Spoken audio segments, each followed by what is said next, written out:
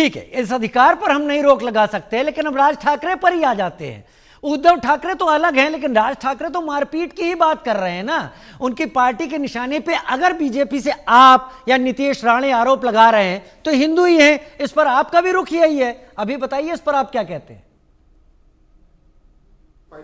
देखिए, महाराष्ट्र में जो दो दल है जो मराठी के नाम पे इकट्ठे आने का प्रयास कर रहे हैं, पर दुर्भाग्य यह है कि हिंदुत्व की वाणी बोल रहे हैं और जिन्हें पीटा जा रहा है वो हिंदू भाई है। ठीक है, क्या मतलब है इसमें? तो इसलिए यह साफ दिखता है कि नाम मराठी का है पर लड़ाई मुंबई महानगर पालिका की। चलिए, आपने इशारा साफ कर दिया। ये लड़ाई बीएमसी की है, मुंबई महानगर पालिका की है, 75,000 करोड़ के बजट की है। हुसैन दलवाई मेरे साथ, कांग्रेस नेता लगातार जुड़े हुए हैं, वो भी मेरे साथ हैं।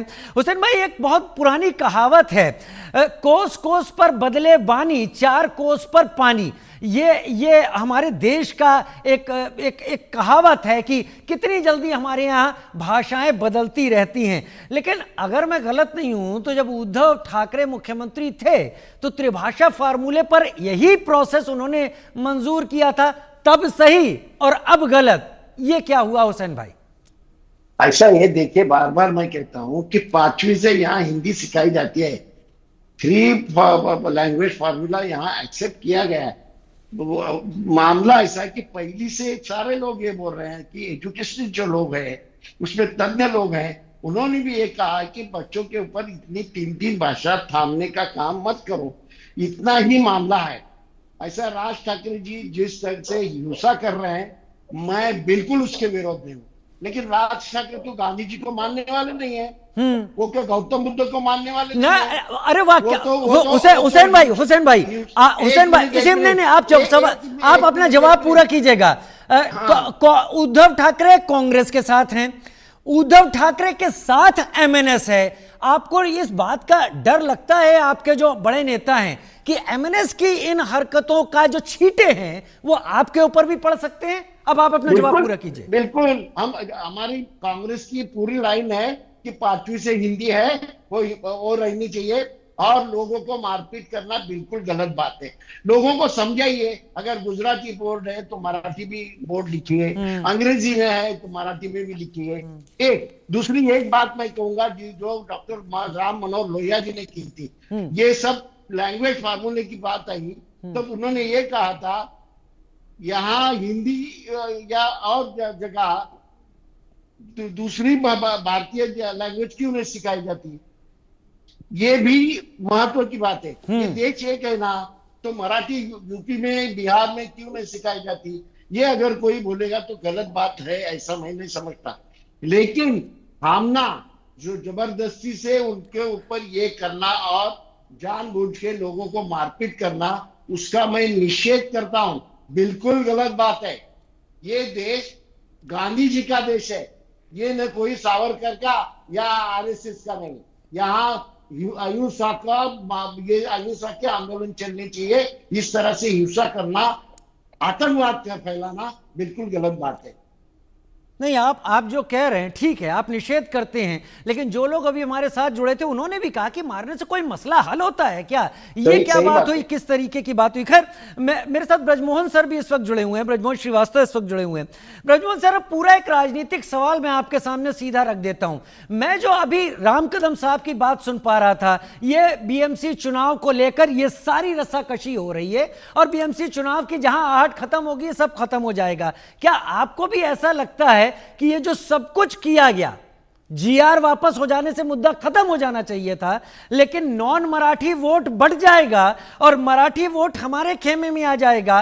क्या मराठी वोट को हासिल करने की ये जोर आजमाइश है?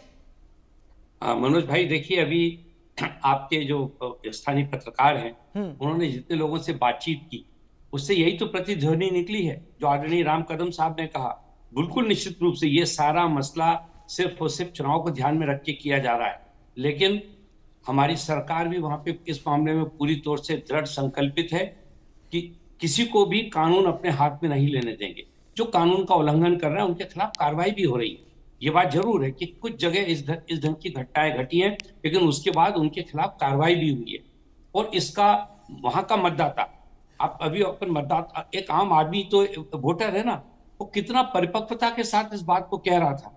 सारे मुद्दे उनके सामने, दोनों भाइयों ने इसकी घोषणा भी एक साथ की है कि हम एक साथ इसलिए आ रहे हैं जिससे कि हम स्थानीय निकाय के चुनाव में अपनी उपस्थिति दर्ज करा सके। लेकिन महाराष्ट्र की जनता ने आज से 8 महीने पहले ही इस बात को स्पष्ट कर दिया है कि वहां की जनता पूरी तौर से हमारी महायुति की सरकार के साथ है। और जितना व्यापक बहुमत आदरणीय नरेंद्र मोदी जी के, आदरणीय देवेंद्र फडणवीस साहब को, आदरणीय अजीत पवार और एकनाथ शिंदे साहब को मिला है, वो अपने आप में इतना बड़ा बहुमत है कि उससे वहां पे विपक्ष की पार्टियां पूरी तौर से अपने आप को हतोत्साहित महसूस कर रही हैं। और यही कारण है इस ढंग की घटनाएं हो रही हैं। तो मुझे नहीं लगता कि इनके इस ढंग के कृत्यों से जो मतदाता है वो किसी ढंग से भ्रम में आ जाएगा। मतलब ब्रजमोहन सर, आप जो कह रहे हैं उससे मैं और मेरे दर्शक ये समझें कि 2024 में जब अघाड़ी ने 48 में से 30 लोकसभा सीटें जीती थी, खासदार की बात कर रहा हूं मैं, और 5 महीने बाद महायुति ने सरकार विधानसभा में अपने नाम कर ली, ये उस गैप को भरने की कोशिश की चलते ये ऐन चुनाव के पहले सब किया गया, क्या आप ये कहना चाहते हैं? नहीं, मैं ये कहना चाहता हूं कि जो व्यापक जन समर्थन विधानसभा में महाराष्ट्र के मतदाताओं ने महायुति की सरकार को जो दिया, हमारे गठबंधन को जो दिया था, वो लगातार जारी है। उसमें किसी प्रकार की कोई कमी इसलिए नहीं आ रही कि हमारी सरकार उन सारे वायदों को पूरा कर रही है जिनके लिए उनको मत दिया गया था। तो इस बात को विपक्षी नेता समझ रहे हैं, विपक्षी पार्टियां समझ रही हैं कि उनका महाराष्ट्र की राजनीति में पूरी तौर से उनका वजूद खत्म हो रहा है। उस वजूद को बचाने की लड़ाई है। मुझे नहीं लगता कि महाराष्ट्र की जनता उनके इस कृत्यों से प्रभावित होगी या इसके कारण कोई उनको समर्थन मिलने लगेगा। आप पाएंगे कि आने वाले स्थानीय निकाय के चुनाव में, चाहे वो बीएमसी का हो, चाहे दूसरे जिलों में जो चुनाव होने वाला है, वहां महायुति के ही प्रत्याशी अधिकतम संख्या में जीतेंगे और जनता की लगातार सेवा करें। मतलब चुनाव होने के साथ ये सारा मसला खत्म हो जाएगा? निश्चित रूप से ये हो इसीलिए रहा है। और इसको इन्होंने तो स्पष्ट रूप से कहा, जब एक बार जब इन्होंने ये तय किया था कि जो त्रिभाषा का जो आदेश निकला है सरकार का, उसको जब आदरणीय देवेंद्र फडणवीस साहब ने वापस ले लिया, तो उसके बाद इनको प्रदर्शन करना ही नहीं चाहिए था। लेकिन प्रदर्शन करने के पीछे मूल मकसद क्या था? आदरणीय राम कदम साहब ने बिल्कुल स्पष्ट रूप से कहा इस बात को, और जनता कह रही है। मतलब खाली हम जो राजनीति करने वाले लोग हैं वो नहीं कह रहे, आम आदमी इस बात को महसूस कर रहा है और आम आदमी खुद इस बात को कह रहा है। तो ये तो स्पष्ट है। नहीं, आप और राम कदम जी इस बात को स्पष्ट तरीके से सामने रख लें। हुसैन दलवाई जी, क्या अपना यहाँ पर वर्जन है और वर्जन उनका दर्शकों तक जा रहा है, तय दर्शक करें कि कौन अपने वर्जन, अपनी बात रखने में सही और खरा है। लेकिन राम कदम जी, राज ठाकरे और उद्धव ठाकरे एक हुए, सबने वेलकम किया, दो भाई एक हो रहे हैं। लेकिन मेरा सवाल यह है कि क्या मराठी मानुष जिसकी बात होती है, मराठी मानुष को कोई फायदा होता हुआ आपको दिख रहा है? पहली बात तो एक होंगे ऐसा दूर दूर तक लगता नहीं है।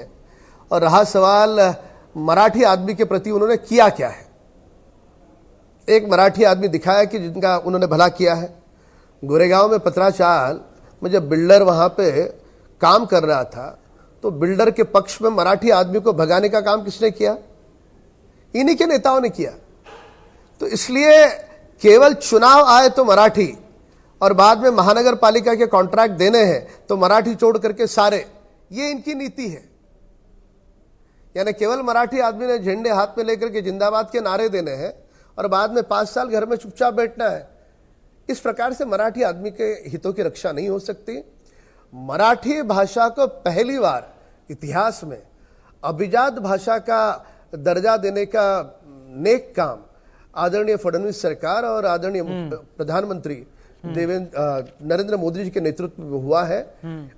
इसके पूर्व की सरकारें इसे कर नहीं पाई, चलिए कर नहीं पाई। ये आपने एक अलग पॉइंट यहां जोड़ा। लेकिन ऐसा कहा जाता है, ऐसे आरोप लगाए जाते हैं कि आप मुस्लिम बहुल इलाकों में चले जाएं, वो लोग मराठी बोलने से परहेज करते हैं। ऐसा नहीं कि बोलते नहीं हैं, लेकिन उनके बारे में कभी राज ठाकरे कुछ बोलते दिखाई नहीं पड़ते। ये आरोप आपका भी है, आपकी पार्टी के लोगों का भी है। नहीं, मैं ऐसा भाषा को किसी धर्म के साथ नहीं जोड़ूंगा। अभी हमारे कोंकण प्रांत के, महाराष्ट्र के मुस्लिम भाई हैं, घर में मराठी ही बोलते हैं। अब जो महाराष्ट्र की भूमि छोड़ करके अन्य प्रांतों के जो लोग हैं वो मराठी जानते हैं, पर उनको जिस भाषा में उनका अधिक रुचि है, जिस भाषा में उनका अधिक कंफर्ट है, उस भाषा में बोलते हैं। हमें आपत्ति उस बात की कतई नहीं है। मुंबई और महाराष्ट्र की पहली भाषा मराठी है, उसका सम्मान हो, इतना ही ये विषय है। हुसैन दलवाई